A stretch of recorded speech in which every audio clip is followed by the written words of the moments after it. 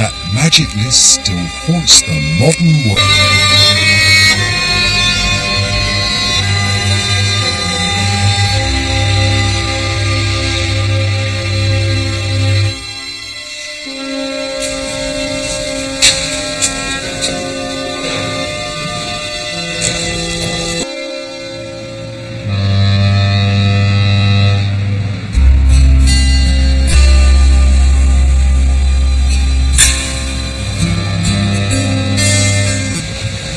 Golden Gate Bridge, Little Rut. Great, isn't it? That's of wonder. Look at this bridge. It's 50 years old now. Spans, they talk of struggle and stress, of human dreaming, human achievement, looking right through his world, thinking not what wonders, or a list of man's wonders. And they've always stayed that wonder.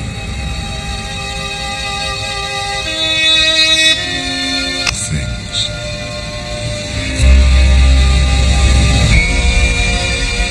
The Colossus that rose, they said, upon the Mediterranean Isle of Rhodes.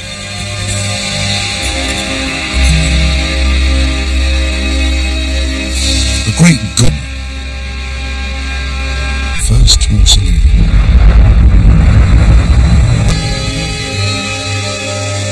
A lighthouse called the Fountain, an enormous statue of Zeus, king of the gods of Greece, in ivory and gold. And on the far Euphrates, and always and forever, on every list of wonders, the pyramids ever made. At San Francisco, a pyramid stands inside the earthquake. The clock tower in the docks is modelled on the ancient lighthouse. From Cape Town to Las Vegas, all modern cities have their wonders in them. The 7 ancient wonders. So where on earth and when did this extraordinary... holds the answer. 5 centuries ago, the pretty little town held an extraordinary treasure. The greatest collection of ancient books the West has ever known.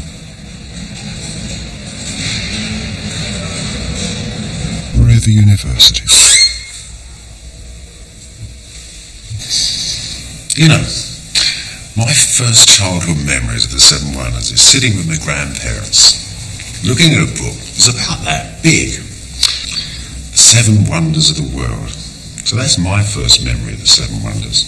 That book is everybody's first memory of the 7 Wonders. Without that book, we wouldn't have the 7 Wonders. Of course, that book isn't as old as the list that's in it. This book is only 1,000 years old. The Wonders are just one of 12 or 14 texts beginning of our text. Philo, Byzantium, on... Here we've got the chapter headings. There's the first one for the Hanging Gardens, to the Olympian Zeus, and Phidias, the name of Phidias, his sculptor. So let's go back to... He's telling us that everybody's heard of these 7 Wonders, but nobody has seen them, for to do so you have to go on a great journey. You have to go to the land of Zeus.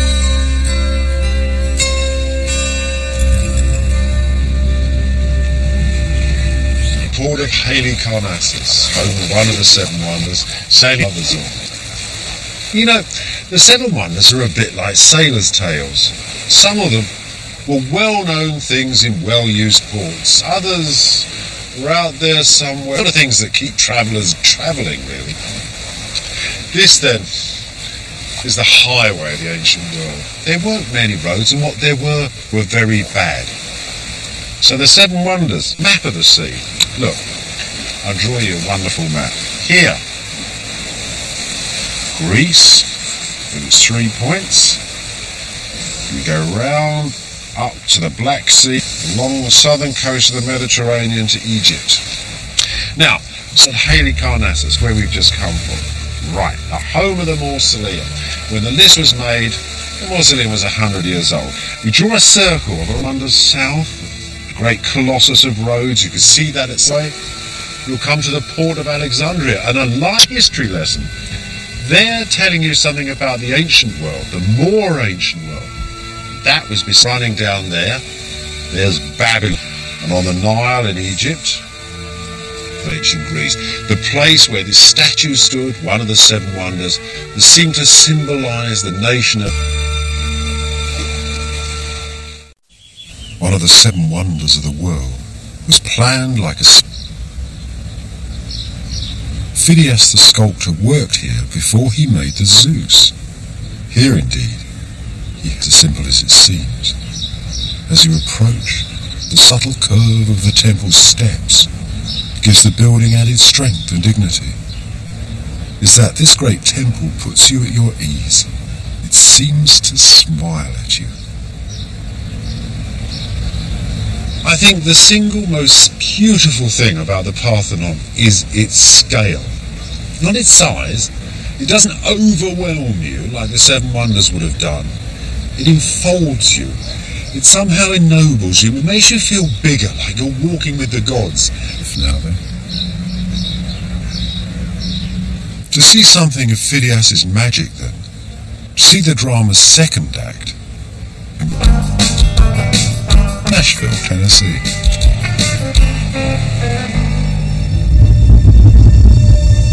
Clearly in this reconstruction, that statue standing in Athena's head. Then you're pushed into the uncertain darkness around his statues.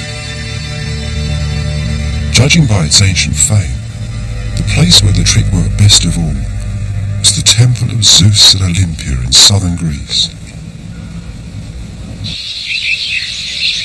Of the ancient Olympic Games went into the stadium through this archway.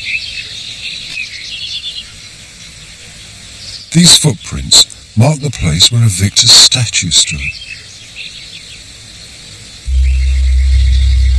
3,000 of them clustered round the altars and temples of almighty Zeus. Their culture, the grandest single figure of the ancient Greek. Behind it stood the sacred veil from the temple in a shallow pool of olive oil reflecting light.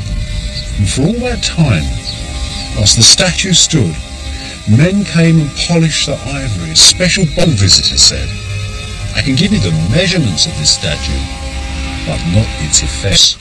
We venerate." Why? Why? The answer was in its face, its beautiful polished ivory. God, he has added to religion. And of course, no artist really can do anything more than that. A strong room, and the vast quantities of ivory touch statue's face. Precisely Phidias planned that dazzling perfection. A case from the excavation of Phidias's studio, and these belong to Phidias. The rest, well, these are the tools, these are the chisels and drills which cut the ivory wood shape. Or perhaps to stretch ivory across, the ancient Greeks had a mysterious way of stretching and bending ivory. You know, when visitors come here and look at this case, I think the thing that most amazes them is that it was made like a jewel. The end came with the Christians. In the 4th century, emperors. Phidias' studio was made into a church. Old Greece had gone.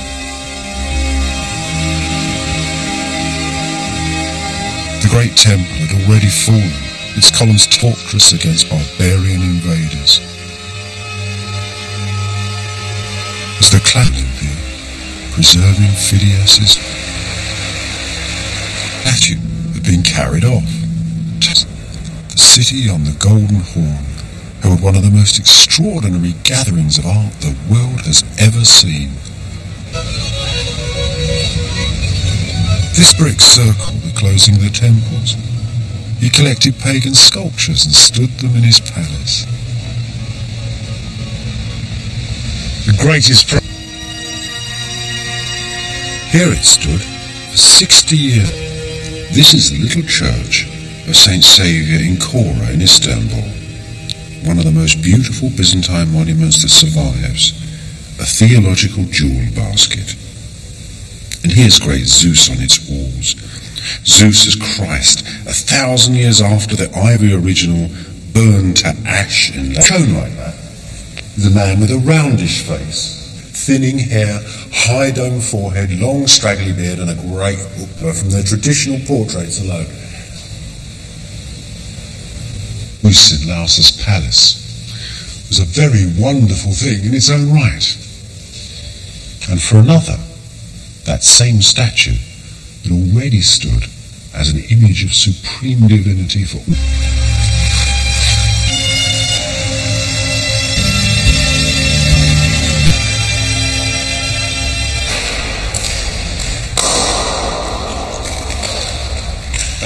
both dissolve your limbs, the ancient poet says, as will their own. Lying here in this lovely old Turkish bath was actually a direct descendant of Greek and Roman baths.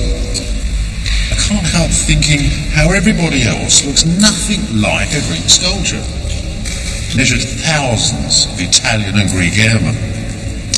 And they same at all. And again, if you're in Mediterranean land, and they do like Madonna. And yet this idea in us that somehow there's this classical figure trying to get out is still very... The short answer, of course, is Greek sculpted, what many Westerners would still call more natural.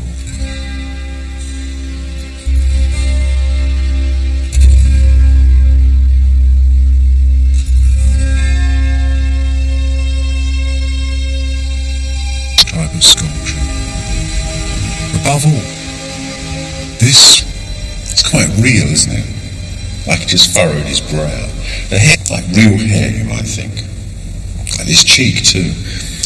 Get down here and really look at it. You can see the sculpture's actually made 4 different movements across the face. One for the cheekbone, one for the nose, one for the mouth, another for the over the muscle.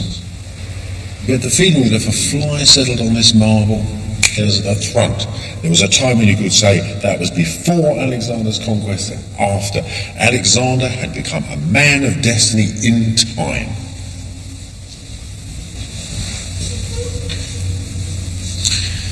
A man of destiny, of course, is an image that had Leni Riefenstahl, just as Garbo had Hollywood. So Alexander has his image maker. He had a sculptor, a court sculptor called Lysippus. And he invented the first image of man as hero. It was to get the gentle curves of Greek sculpture and really throw them about. You can see this torso is going down and it's going across. It's a real man of vim and vigour here. And the biggest thing he did was to decrease the traditional size of the Greek head. That normally fitted into the body by about 7 or 8 to 1. Lysippus made it, or Schwarzenegger or something. Lysippus really did a number on the face there. And he's made us a modern hero. I mean, this guy could go straight into the movies, couldn't he? It's a very strange story about how he knew to hear what was going on above him. What Lysippus did, he was directing armies. And of course that has caused the mouth to curl slightly and open a little. The first image of a star. Bits of this was... What moved these ancient artists as they made the first? They cast the Colossus of Rhodes, which was an 110-foot ad for the brand new man. Go to the great eastern cities built by Alexander's will enter the world of the 7 wonders. Walk through these same great cities, and you walk through the mind. These cities were completely incredible. Amongst other treasures, they had examples of all the 7 wonders in them. Alexander's tomb. Pergamum, uniquely perhaps, lacked a lighthouse. Didn't need one, of course. Icy water from the top of a mountain to the heart of the city. It's a real technological wonder. This here is... And look, there's the name of the potter. Still on the pipe. Now, of Hellenism. People usually don't regard it very highly. Even the word Hellenism is pejorative. It means sort of like the Greeks. Although the beginnings of the modern world start in the classical period, right? By that they mean two things. On the one hand, they mean the ancient Greeks, as wise as owls in beautiful thoughts and generally rolling around the islands of Greece. And they also throw a few Christians to the lions and things. For all are a range of aspirations and achievements of the age is the first money economy. It's the age which really also in the East, after a few hundred years, would see the birth of Christianity in the plain. There was a great column of black smoke. Farm animals was slaughtered for the population to eat. The smoke, of course, is gone now, the engineer, and carried off to Europe.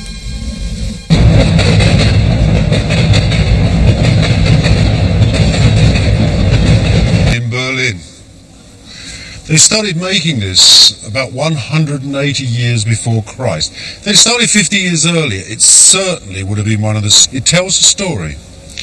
It tells a story of how the gods, these marvellous, implacable, rule-giving figures, fought the giants as they're twisted, they're in agony.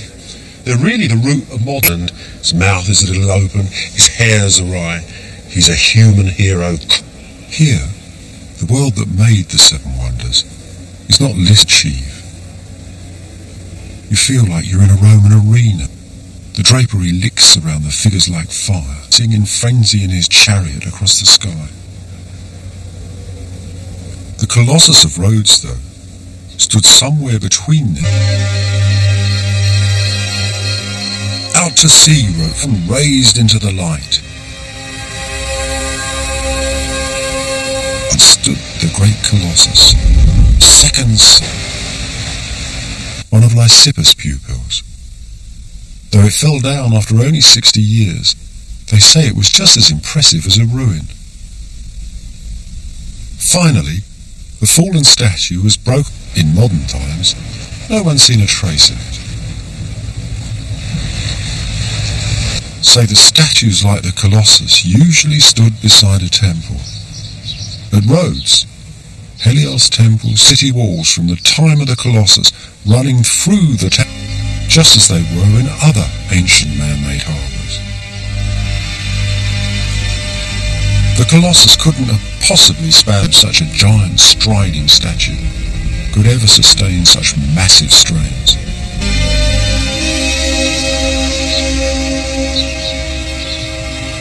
Today, the medieval fortress of St. Nicholas stands as half made of ancient masonry.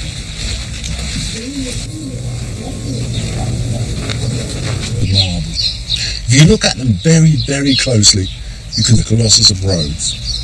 Of course, the medieval people have taken them up and the most interesting thing about these blocks is they're not square tower at the centre of the fortress. So what looks like has been happening here is that the medieval people took over an ancient building, perhaps even built straight onto the foundations. These then may be fragments of a bit by bit on frames of iron and stone. The skin of the Colossus was cast in sheets of bronze.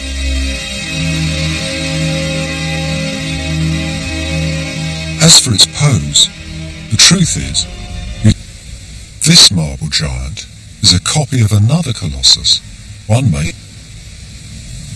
This beautiful head was found on the island of Rhodes. Now the first interesting thing, as far as we're concerned, these holes that run around the back of his head, there's a whole lot of them, and if you just stick a wire or a bronze in a perfectly symmetrical burst like the rays of the sun, just like the god Helios, he always wore a sunburst.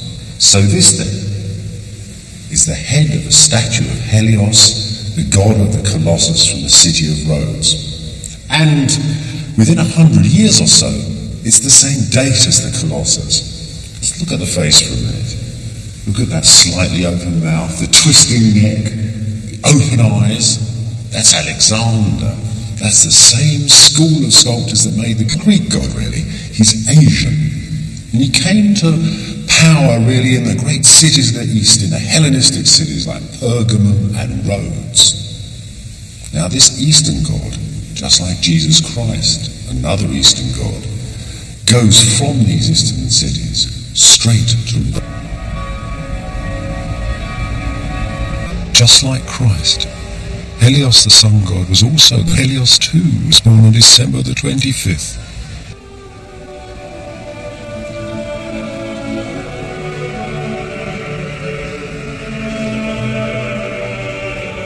Still today, deep in the church under the altar of St. Peter's,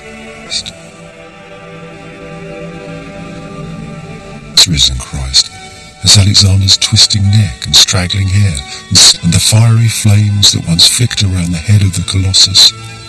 Here then, echoes of the ancient wonders.